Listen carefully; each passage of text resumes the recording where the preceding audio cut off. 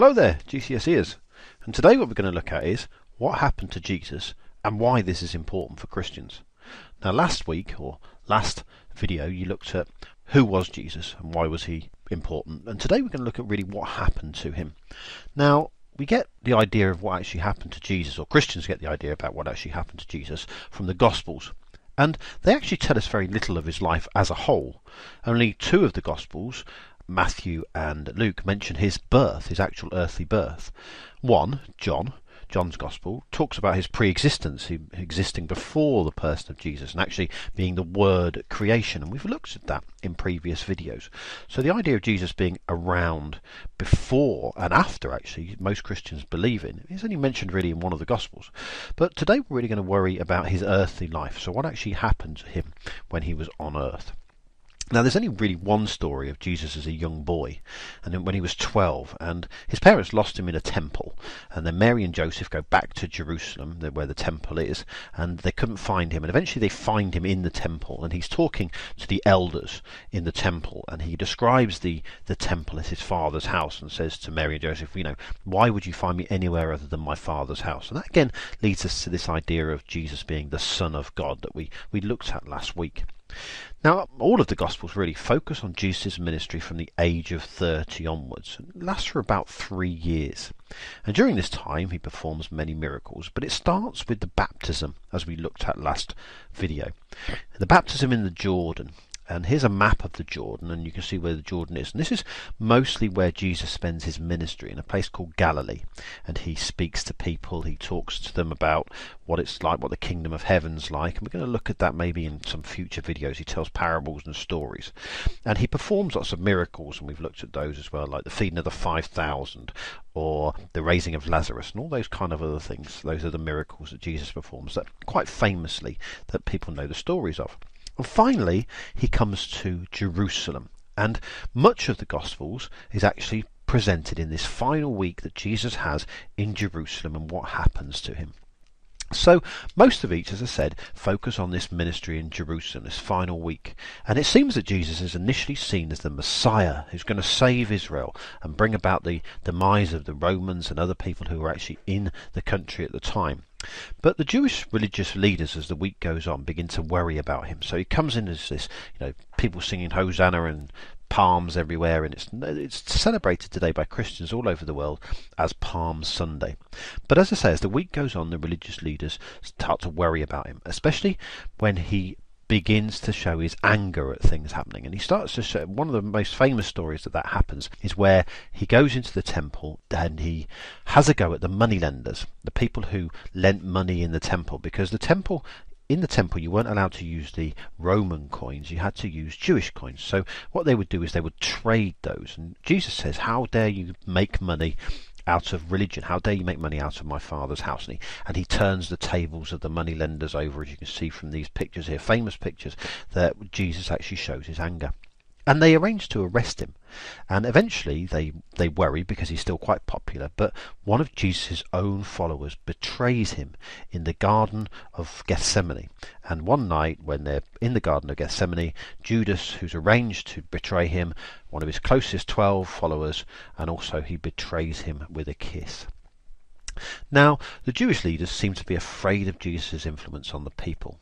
They're worried that he is claiming this equality with God, calling himself God's son, and people are getting too overconfident in his ability.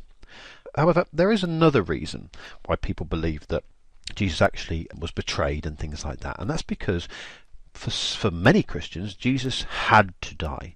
He has to die for human beings, and he has to die in a not particularly nice way, and I'll come to that in a second.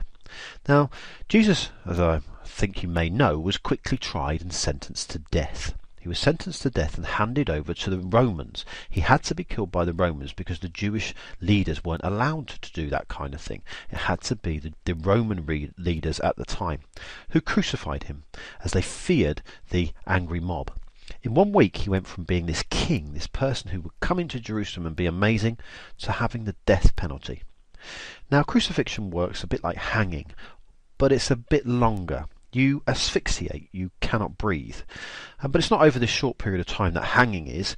It happens over many hours, and it's not very nice at all. In fact, it's one of the probably the worst death penalties that human beings have ever come up with, because it takes so long. And they would crucify people outside of the town as people who would actually come into the town. And the Gospels say that Jesus died on a place called Golgotha, a hill, and lots of people were able to watch this and see it.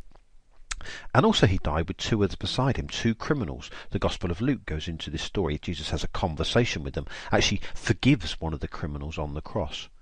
But Jesus also forgives those who are crucifying him.